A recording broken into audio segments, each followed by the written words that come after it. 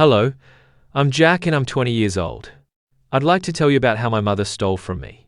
I thought that my story began with identity theft and credit cards that I had never applied for. As it is, the real story began 14 years ago. I was 6 years old when my grandfather died. I don't remember much about him other than the fact that he had a bushy white mustache and smelled of Old Bay aftershave and pipe tobacco. Unbeknownst to me at the time was that before he passed, my grandfather had set up a trust in my name to ensure that I had sufficient funds to pay for college and to get a start as an adult. The only mistake he made was by trusting my mother as the executor. It would not be until many years later that I would learn how badly she abused and mismanaged this position. Mom was a single parent. I've heard through the grapevine that my biological father could have been any one of 4 or possibly 5 men. Mom liked men. She really liked men. In thinking about my mother's dating life, I am reminded of a quote from The Big Bang Theory in which Mary Cooper said to Penny, Do you think maybe the reason why you're having trouble finding a guy to settle down with is because you're letting him ride the roller coaster without buying a ticket? We lived in a small rural town in Arkansas, the sort of place where everybody knows everything about every single one of the local residents. While Mom was considered a fun date among certain circles until she got pregnant, after she had me, nobody was interested in courting her. After all, who would want to be burdened with somebody else's kid? Some of the more conservative women in the community also shunned her for being a fallen woman. This affected her ability to make a living as a cosmetologist because there were customers who simply refused to allow a Jezebel to work on their hair, as though loose morals and bad life choices were somehow contagious. Things might have been better all around if Mom had just upped stakes and moved somewhere where nobody knew her. In retrospect, I sometimes wonder if Mom's unhappy and empty social life may have led her to try and fill this void by becoming overly materialistic. Shortly after Grandfather died, I came home from school to find a number of changes. Instead of our old living room furniture, there were new furnishings in the living room. The kitchen had new cabinets and a new stove and refrigerator. Instead of a mattress on the floor, I now had an actual bed. The old clunky television had been replaced with a big screen HD TV. Instead of the folding table and chairs that we had been using as a dining room table, there was now an ornately carved and polished wooden table with no less than 6 matching chairs. We even had a new washing machine and dryer. "Oh, Jack," Mom cooed after I had toured our home. "Our ship has finally come in." Since Arkansas is landlocked, I wasn't sure as to what ship she was talking about. At 6 years of age, I also knew better than to ask too many questions because Mama had a temper and would go on a tear if she thought she was being criticized. "I also got something for you," announced Mom. I smiled at the sight of a gaming console. "Money don't grow on trees, Jack," she had said dismissively just last Christmas after I told her about Tony Reynolds' game console. Tony's father is sitting on Easy Street because he's an assistant manager at Walmart. I was too happy to question what had changed. That night, instead of microwave TV dinners, we ate at a local diner.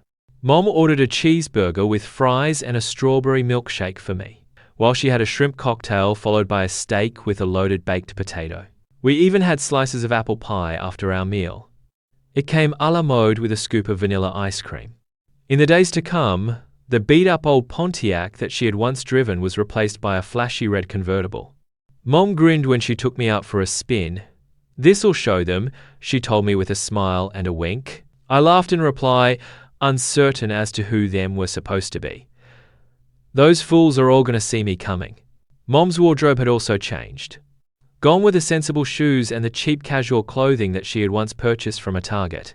The clothing that she now wore was bright, flashy, and tight across her chest and hips. "It's haute couture," she told me, as though any 6-year-old boy would have understood what she was talking about. "And smell this," she insisted as she shoved her arm under my nose. I sniffed, taking in the fragrance of caramel, vanilla, and something floral. Mom giggled. "That's Killian Love. Don't be shy. It costs $2,500 per ounce. Isn't it wonderful?" "It's nice, Mama," I said when it was clear that she was expecting a reply. I was 10 years old when the good times ended. I came home to find a foreclosure notice that had been taped to the front door. Mama was crying as she added belongings to the garage sale. Not only did she sell many of her fancy clothes, but she also sold off her convertible and my PlayStation. With suitcases in hand, we waited at a bus stop. When the bus arrived, we rode the bus to the El Dorado, a cheap extended stay hotel that was just one step shy of being homeless. It smelled of stale cigarettes, alcohol, and something that I would eventually come to associate with hopelessness and desperation. The hot water was just barely above lukewarm. My mattress was lumpy. The air conditioning rattled, wheezed as though it was on its last legs. At least half of the residents were seniors who were collecting both Social Security and welfare. When their checks came in, some of them would booze it up, drinking rot-gut alcohol from bottles that were poorly hidden inside paper bags. Some of the residents were dopeheads who stumbled through life in a perpetual drug-induced haze.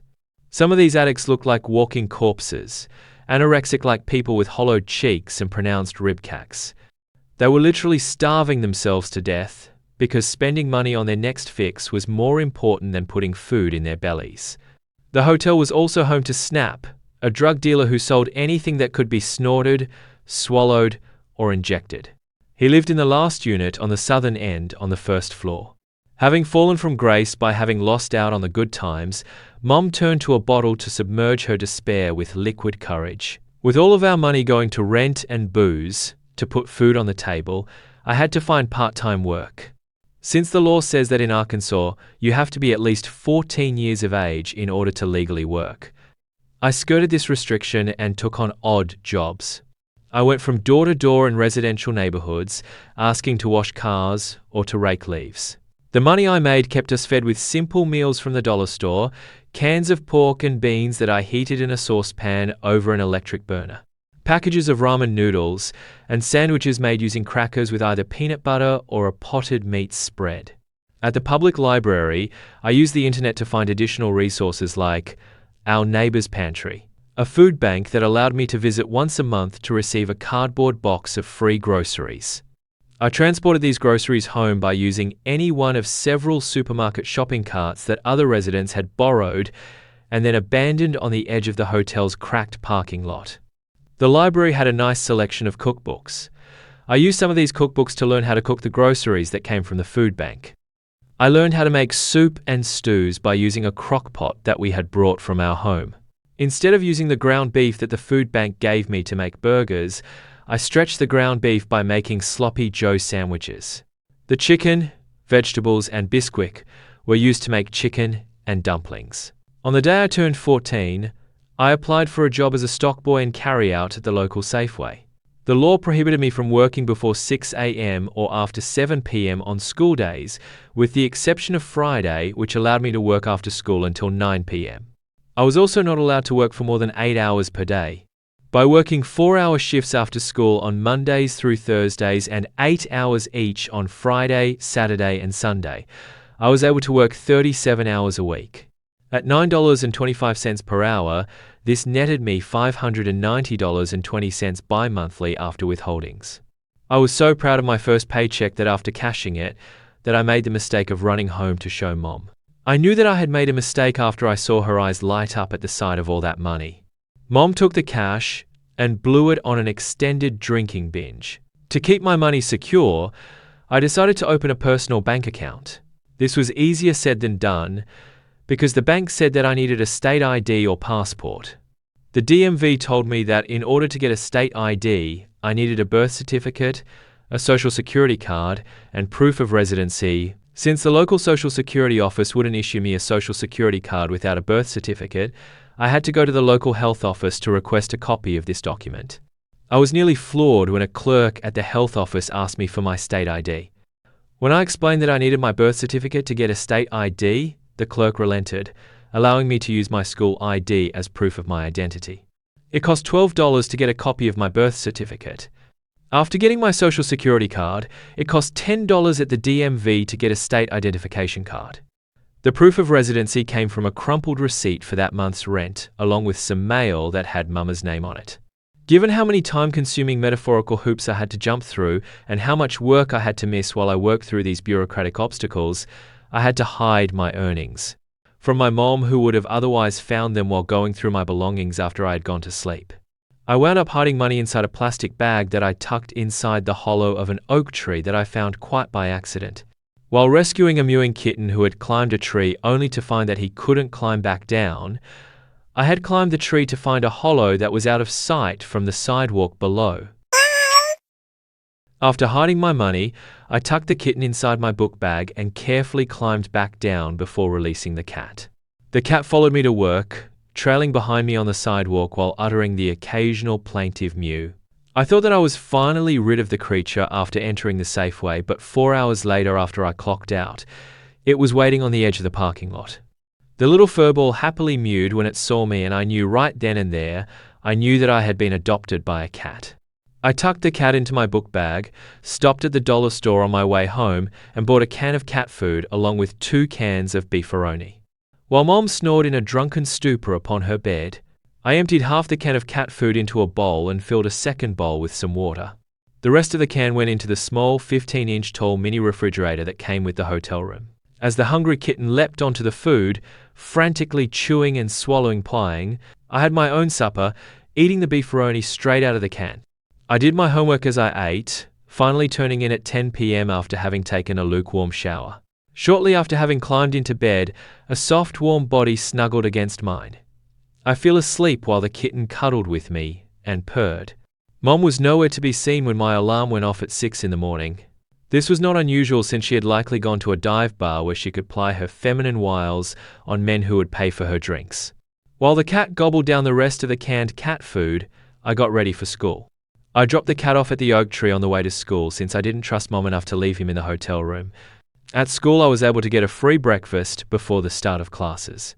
After school, on my way to Safeway, the cat was waiting for me by the tree. As with the previous day, he followed me to work and was waiting on the edge of the parking lot when my shift ended. This was pretty much my life until I turned 17. At some point, I named the cat Felix. Since Mr. Martinez, my guidance counselor, had told me that all I needed to graduate during my final year was senior English, I made arrangements to take this class over the summer. I graduated at the start of what would have otherwise been my senior year. There wasn't a ceremony. Having met Sergeant Wilson during career day at school during my junior year, I had learned that the military had 160 occupational specialties. There were several things that attracted me to the military. Joining the army would take me far away from what passed for home, far beyond the reach of my mother, who was always hitting on me for money. Entry-level pay would be more than I could make working full-time at minimum wage. Benefits would include room, board, and medical care. Whereas community college would cost about $4,000 a year, the Army would provide training in an occupational specialty. With over 400 bases within the United States and some 750 additional bases located abroad in 80 countries, joining the Army also offered the possibility of travel. Through this Army recruiter, I arranged to take the Armed Services Vocational Aptitude Battery, a multi-aptitude test to assess my academic skills and general knowledge. I took this test at school. Although I hadn't been a stellar student, I was good enough to pass this test. With Mom's written permission, I enlisted as a minor in the US Army with an MOS for the military police. Mom's initial hesitation about allowing me to join the Army vanished after I told her that she would be named as my beneficiary. Since I didn't want to abandon Felix, on the eve of my departure for basic training at Fort Leonard Wood in Missouri, I took him to a no-kill shelter. He was placed in an outdoor enclosure where he quickly made friends. I teared up more at the thought of leaving Felix behind than I did when it came time to say bye to Mom. Felix had been my friend for 3 years. His unconditional love offered a lot of comfort, especially on those days when Mom got into it with me with her frequent, nagging demands for money. "You owe me," she would rage. "I raised you. Family helps. Family." 7 years of drinking had turned my mother into a bitter, emotionally manipulative, and entitled woman whom I scarcely recognized. As it turned out, on the morning that I joined the other recruits at the Army recruiting station, Mom was nowhere to be seen. I had no doubt that she had gone out again, boozing it up with her male friends. I found myself wondering if her alcohol-sodden brain would even realize that I had left. I felt nothing but relief when the bus taking me to basic training crossed over the state line. Basic training lasted for 10 weeks. During this training, I received word that Felix had been adopted just 3 weeks after I had surrendered him to the shelter. After graduation, I stayed on at Fort Leonard Wood for advanced individual training, a 10-week course in military policing that focused on the development of firearms skills, templink, tactical training, military and civilian law, investigations and evidence collection, vehicle and equipment operation and maintenance, specialized operations, and security. By the time I finished my training, I was an E3, a private first class. I was subsequently assigned to a military police unit in Europe. 4 months after my 18th birthday, I started to get some past due billing notices from different credit card companies. Although I had a Citibank MasterCard, I had never applied for a Visa, a Discover card, or an American Express. Since service members with crushing debt poses a security hazard by putting debtors at risk for being turned by foreign intelligence operatives, I reported this problem to the first sergeant, who in turn reported this to our unit command. After a brief consultation, I was advised to seek legal assistance from the JAG Legal Assistance Office. The Legal Assistance Office directed me to report this identity theft to the Federal Trade Commission via an online report.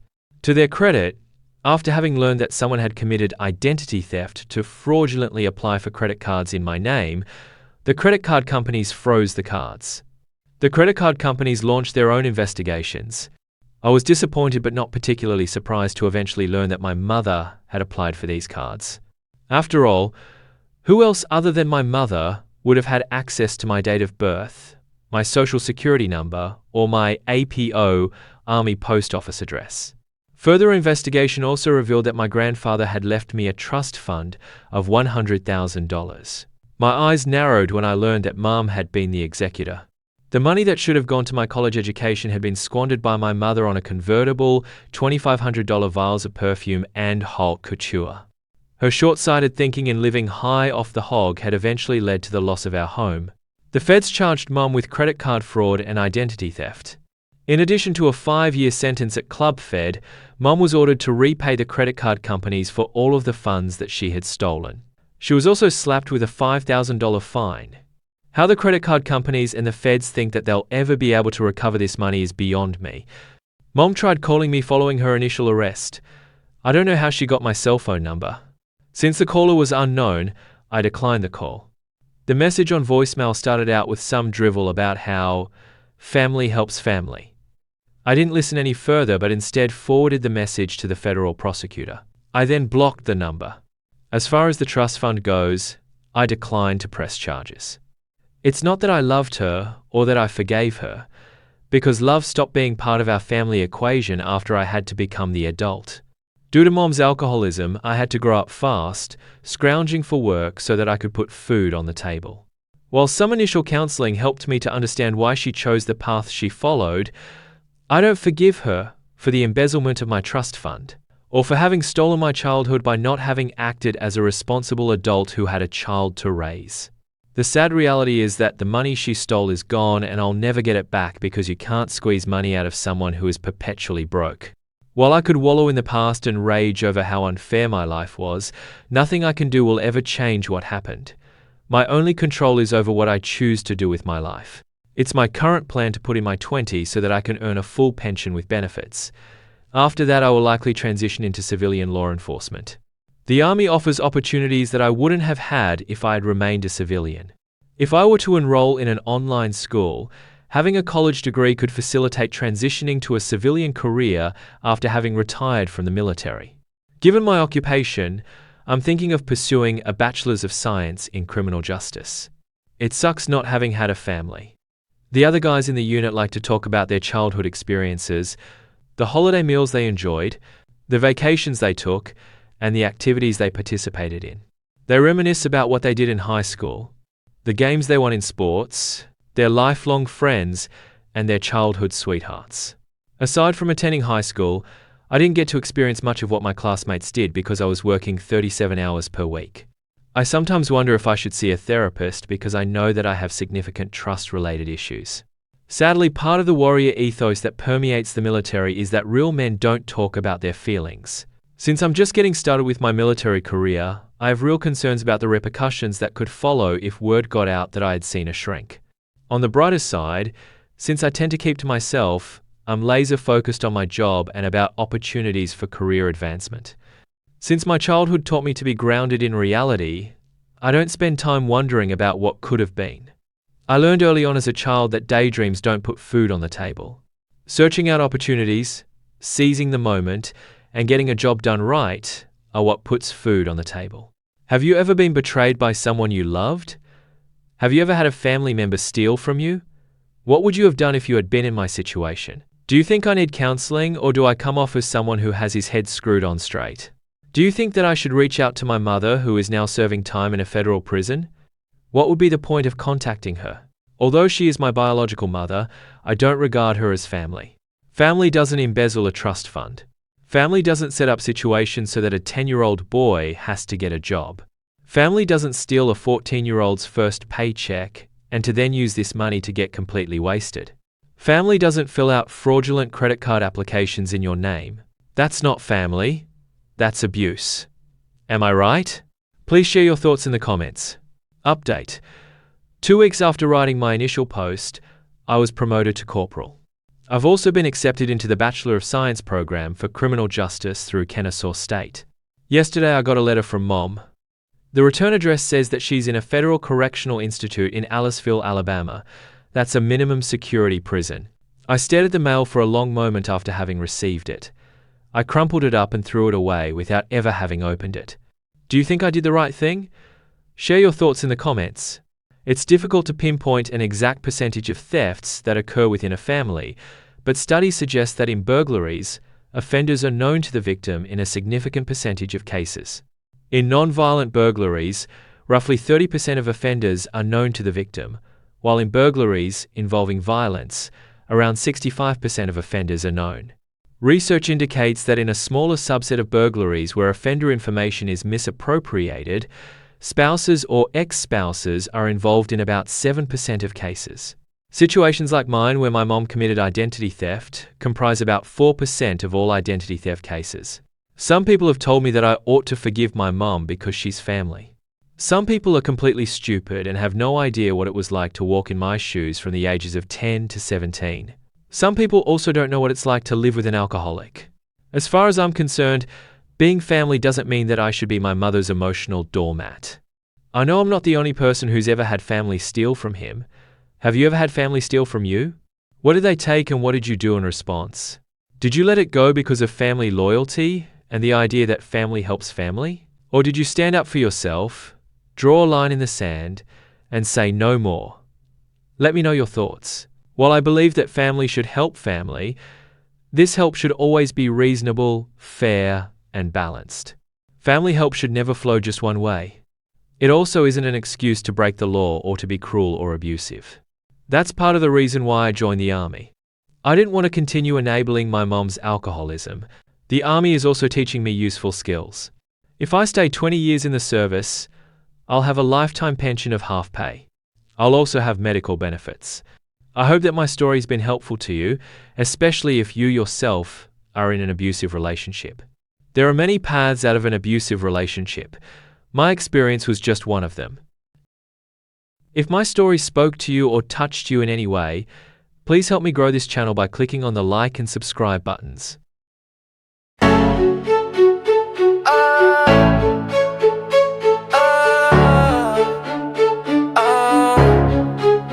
Yeah, once upon a time in a place not far, there was a young boy who carried deep scars. His mama took his trust fund, spent it on bling, a shiny red convertible like a queen with no king. Bought clothes and perfume, living life so plush, but her choices led him to lose the family home. Hush. She stole his dreams, left him in the cold, in a world so harsh where the truth unfolds. But the boy rose up, strong and bold, from the ashes of a story that still needs to be told. 4 years later, foreclosure hit hard. Living in a hotel, life was marred. Surrounded by chaos, drugs and pain. The boy worked hard, tried to break the chain. Washing cars, cutting grass just to eat. At 14, supermarket job, grinding on his feet. Grinding on his feet. She stole his dreams, left him in the cold, in a world so harsh where the truth unfolds. But the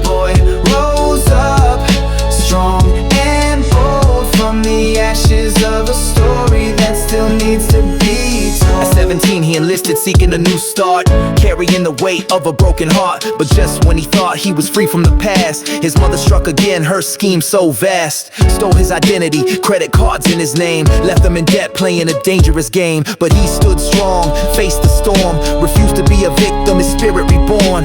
While she's serving time for the fraud she did, he's building a future for the life she hid. She stole his dreams, left him in the cold, in a world so harsh where the truth unfolds.